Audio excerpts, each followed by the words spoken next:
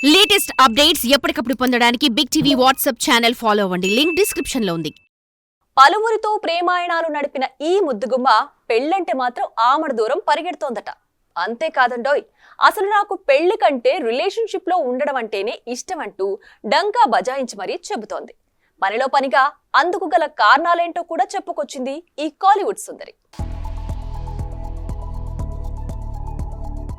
Shruti Haasan Kamal daughter గా అనగనగా ఓ ధీరుడు సినిమాతో తెలుగు తెరని పలకరించి తక్కువ కాలంలోనే గబ్బర్ సింగ్ వంటి సాలిడ్ బ్లాక్ బస్టర్ తో ఇండస్ట్రీ లుక్ ని తన వైపుకు తిప్పుకుంది. ఇక రేసుగుర్రం, శ్రీమంతుడు, క్రాక్ సినిమాలతో స్టార్ హీరోయిన్ గా పేరు సంపాదించుకున్న ఈ భామ సలార్ సినిమాతో పాన్ ఇండియా ఎంట్రీ ఇచ్చి అక్కడ కూడా సక్సెస్ ని అందుకుంది. ఇక కొన్నాళ్ల క్రితం డూడుల్ ఆర్టిస్ట్ శాంతను హజ్రికతో శృతి హాసన్ కు బ్రేకప్ అయిన సంగతి తెలిసిందే. ఇక పెళ్లి పీటలెక్కడమే తరువాయి అన్నట్లుగా సాగిన వీళ్ల రిలేషన్ సడన్ గా బ్రేకప్ అవ్వడం అప్పట్లో ఫ్యాన్స్ కి షాక్ అనే చెప్పాలి.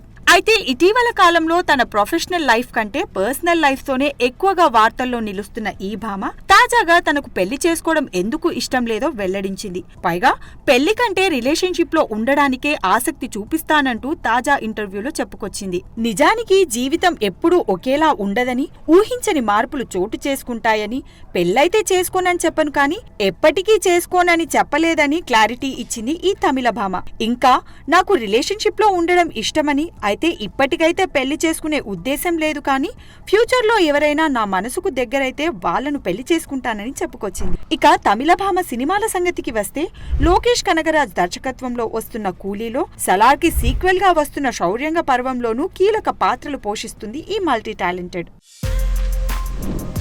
For more videos like this, subscribe Big TV channel.